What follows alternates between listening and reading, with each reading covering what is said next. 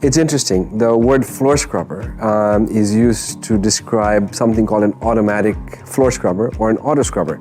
I think auto scrubber is a more common term used today to describe this machine. And the machine typically is an efficient replacement for a mop and bucket. Meaning wherever you used to use a mop and a bucket, you can use an auto scrubber. And the machine itself is made up of three primary components. One is the delivery of the cleaning solution, which could be water or water mixed with some detergent. The device that cleans or scrubs the floor. And the third part is the recovery of that dirty water through the use of a squeegee and vacuum. So that combination of components makes an auto scrubber.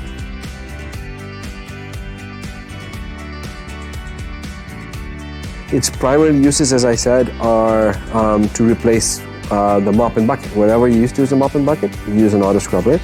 And it has three primary advantages over the mop and bucket. The first is that it's faster. It's way faster. So while, according to ISSA standards, mopping a floor with a mop and bucket, you can get a rate of under 2,000 square feet an hour. 1,500 to 2,000 square feet an hour. A medium-sized auto scrubber, on the other hand, can do something like 20,000 square feet in that same hour, and larger auto scrubbers can do something like 50,000 square feet an hour. So the time savings are hugely significant, hugely significant. The second big advantage is that it uses less water than mopping. And the third is that it gives you a better clean. It's a more hygienic clean. Whereas a mop essentially moves dirt around and leaves it behind. An auto scrubber actually takes the dirt and picks it up and leaves a very clean surface. So it's a much more hygienically oriented product. Now, having said that's what I described is the general kind of common use of an auto scrubber. But the technology continues to evolve, and people are using auto scrubbers for a wider range of activities. So it's now not just for mopping floors, but rather they're using an auto scrubber to strip wax, they're using it to polish floors, and as the technology evolves and gets more sophisticated, I can imagine that they will have more and more uses for an auto scrubber.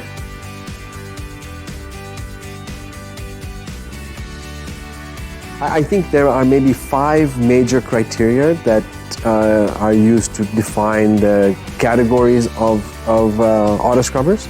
The first would be the size. And the size reflects the cleaning path or how big your brush or pad is that's attached to that auto scrubber. And they range from maybe 15 inches to up to 38 inches, but the most common is in the 20 to 24 inch size range. The second kind of distinguishing feature of auto scrubbers is the power source. Now, by far the most common power source is the battery, but some of the smaller units still come corded. And there are benefits to having corded machines. They're less expensive, but the battery gives you much more versatility in terms of kind of no limits on how far you can go with the auto scrubber. But the one limit that a battery does put on you is how long you can run it before it needs to be recharged. And typically battery run times go from 2 hours to 4 hours. But with efficiencies of 20,000 square feet or 40,000 square feet, I mean, that's a lot of square footage you can cover in 2 to 4 hours. The third major feature would be how the machine moves. Right? So the most basic machines are push behinds, where human force propels the machine forward and controls the speed of that motion.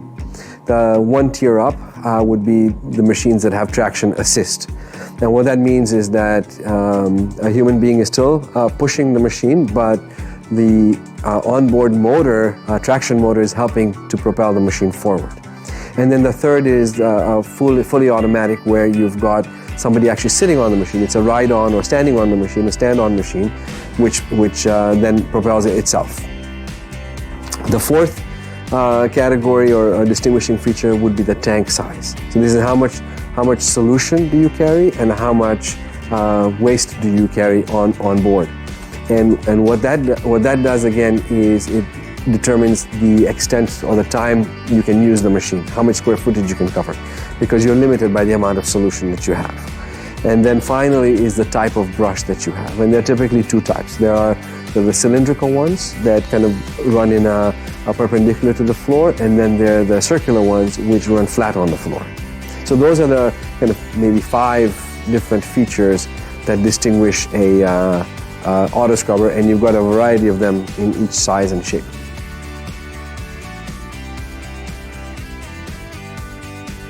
So the rule of thumb for the use of an auto scrubber is that wherever you are able to use a mop and bucket, you can use an auto scrubber.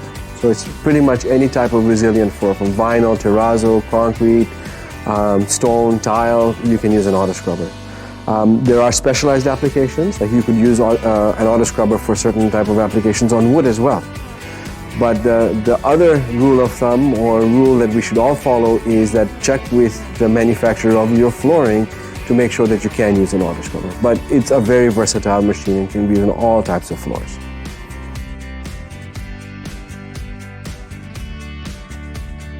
I think there are 2 primary criteria and a couple of other secondary criteria. But the 2 primary ones are related to what it is you want to do. And that means, are you trying to find something basic to replace a mopping job? Or are you trying to find something more sophisticated that allows you to do multiple things? Because the costs keep going up as you start adding the versatility to the machine. And the second big primary criteria is, what is the type of area you're cleaning? Because you could have something like a supermarket where you got lots of aisleways, and so turning radius is important, width of the machine is important. You can't really have a ride-on because there's smaller spaces. Or maybe it's a pharmacy and you got multiple pharmacies and you need to have it portable, right? So that's another consideration. So what type of cleaning are you trying to do, and what is the kind of area you're working on? And then, of course, the third criteria, which is I consider secondary, because ultimately when you look at the cost of labor versus the cost of the machine cost is minimal compared to the amount of labor you're spending or saving. But cost is important. So, you know, the more features you want, the more it's going to cost you. The bigger the machine you buy, the more it's going to cost you.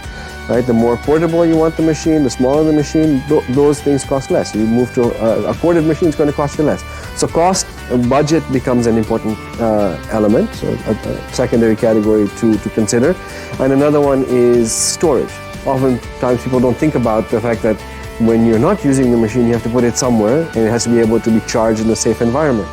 So that's another thing. You know, you can't have a very large machine when the space that you have to manage it is small, or if you're carrying it around. As I said earlier, portability. If that's important, then maybe a small 15, 20-inch machine is something that's ideal for you.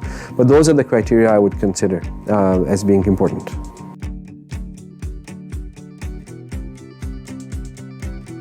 There are many factors that influence the cost. I mean, there's clearly the size is one, and versatility in what it can do. If you can control the head pressure, you can control the speed, you start getting into higher costs.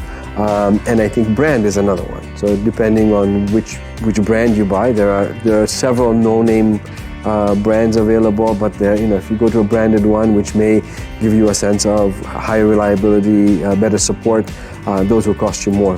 But in general, what we have found is that the smaller machines will cost you anything from $2,500 to $4,000. The medium-sized machines will cost you from $4,000 to $8,000, and the larger machines are typically $10,000 plus.